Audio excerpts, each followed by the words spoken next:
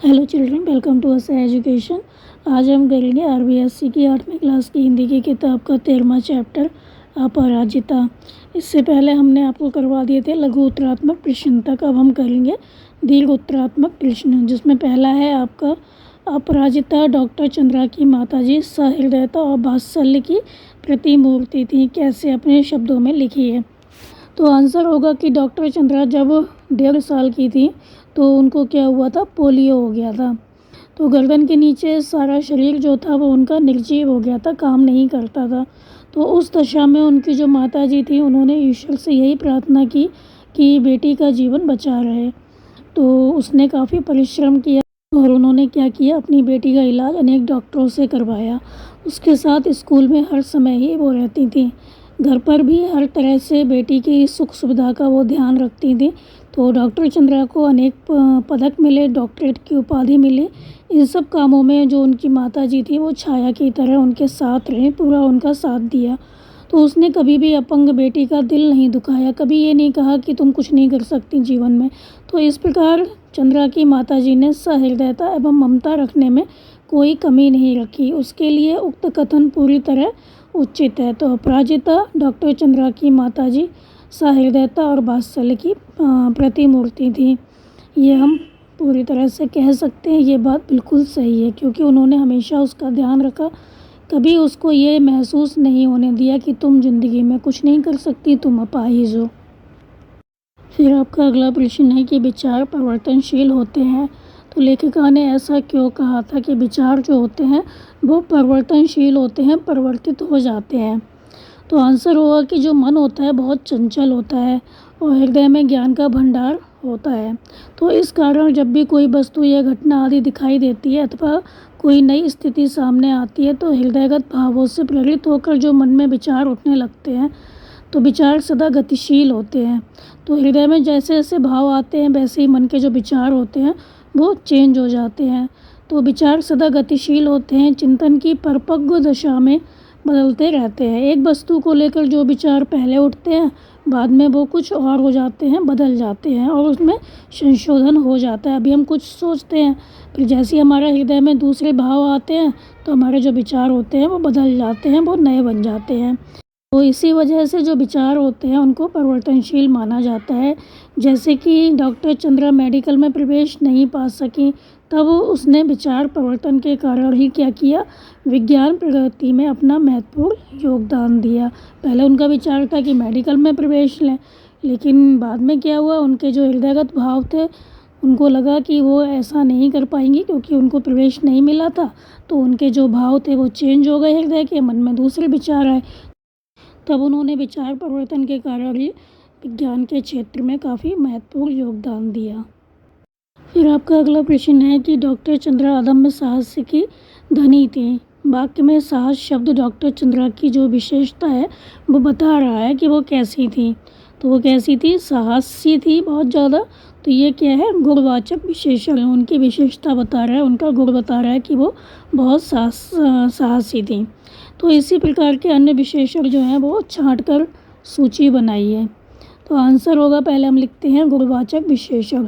तो ये कौन कौन से हैं, इसमें कठोरतम, प्रौढ़ा, निर्जीव, निचला, कम, उदास, गोरा, मेधावी, अदम्य, सामान्य, बुरा, सुदृढ़, नन्ही, प्रसिद्ध, प्रख्यात, सर्वोच्च, बड़ी, उदास, साहसी, पटुता। ये क्या है, सारे गुणवाचक विशेषण के एग्जाम्पल हैं।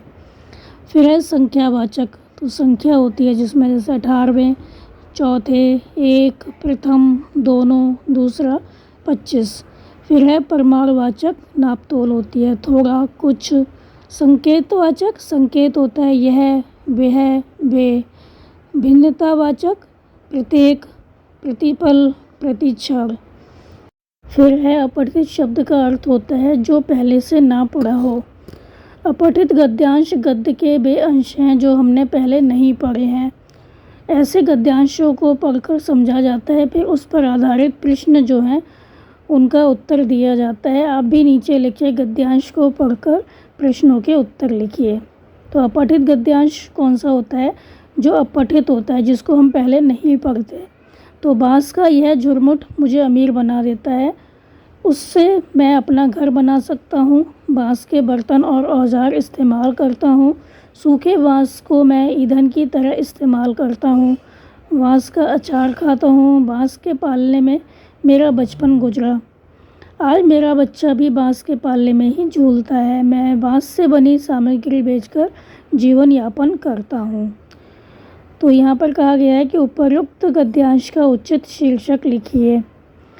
तो यहाँ पर जो शीर्षक है वो आपको देखना है कि क्या आप लिख सकते हैं। तो जिसके बारे में ज़्यादा बताया गया है उसी को शीर्षक के रूप में हम लिख देते हैं। जैसे कि यहाँ पर बाँस के बारे में बताया गया है, तो बाँस के क्या क्या उपयोग हैं ये बताया गया है। तो हम यहाँ पर शीर्षक लिख देंगे, शीर्षक लिखेंगे बाँस के विविध उपयोग। फिर है लेखक को अमीर कौन बना देता है। तो बाँस का झुरमुट अर्थात बाँस का झाड़ जो है वो लेखक को अमीर बना देता है। तो इसमें जो पहली लाइन है, बाँस का यह झुरमुट मुझे अमीर बना देता है, तो जो बाँस है वो क्या करता है, लेखक को अमीर बना देता है, क्योंकि इसके बहुत सारे उपयोग होते हैं। तो बाँस का यह झुरमुट मुझे अमीर बना देता है, तो हम आंसर लिखेंगे बाँस का झाड़ जो है वो लेखक को अमीर बना देता है। फिर है लेखक की जीविका कैसे चलती है। तो बाँस से बनी सामग्री बेचकर लेखक की जीविका चलती है। बाँस से बना जो सामान है उसको जो लेखक हैं वो बेचते हैं और उनकी जीविका चलती है। फिर आपका अगला प्रश्न है कि निम्नलिखित शब्दों को शब्दकोश क्रम में लिखिए। तो वर्णमाला में जो शब्द पहले आता है वो शब्द आपको, जो वर्ण पहले आता है उसका शब्द आपको पहले लिखना है। तो अपराजिता, चंद्रा, चिकित्सा, लखनऊ, प्रयोगशाला, ईश्वर, पुत्री, ईंट, चींटी, प्रसिद्ध, प्रौढ़ा, आश्चर्य। तो वर्णमाला में कौन सा शब्द वर्ण पहले आता है, आ आता है। तो आ से संबंधित जो भी शब्द हैं वो आपको लिखने हैं पहले। तो ये हो गया अपराजिता, आश्चर्य। फिर ई आता है, फिर आ के बाद जो इसमें शब्द दिया गया है वो ई वाला दिया गया है। तो ये हो गया ईश्वर, ईंट। फिर चंद्रा, चिकित्सा, चींटी, पुत्री, प्रयोगशाला, प्रसिद्ध, प्रौढ़ा और फिर लखनऊ। आपका अगला प्रश्न है कि अपराजिता के स्थान पर आप होते तो क्या करते, सोचकर लिखिए। तो आंसर होगा अपराजिता को ऐसी माँ मिली जिसके पास पुत्री के लिए काफ़ी समय था, उचित धन एवं सुविधा थी। अपराजिता स्वयं बुद्धिमती एवं साहसी थी। अगर हम अपराजिता के स्थान पर होते तो जीवित रहने और हाथ पैर चलाने का प्रयास अवश्य करते, लेकिन हमें माता पिता या परिवार के लोगों का कितना सहयोग मिलता यह कहा नहीं जा सकता। प्रतिभा भी अपराजिता की तरह होती या नहीं यह भी नहीं कह सकते। हम ये भी नहीं कह सकते कि हम अपराजिता की तरह ही तेज होते, हमारी बुद्धि इतनी अधिक शार्प होती। अतएव हम अपनी परिस्थितियों के अनुसार जीवित रहते एवं कुछ ना कुछ काम करते रहने का प्रयास अवश्य करते। फिर आपका अगला प्रश्न है कि पाठ में सम्मिलित निम्न योग्यताओं परीक्षाओं के पूरे नाम शिक्षक से जानिए। तो ये जो आपके नाम दिए गए हैं इनकी आपको लिखनी है फुल फॉर्म। तो ये है बीएससी, एमएससी, पीएचडी, आईएएस। तो ऐसी अन्य उपाधियों योग्यताओं की सूची बनाइए। तो पहला है बीएससी। बीएससी का क्या मतलब होता है, bachelor of science. MSc, master of science. PhD, doctor of philosophy. IAS, Indian administrative service. MPhil, master of philosophy. MBBS, bachelor of medicine and bachelor of surgery. BE, bachelor of engineering.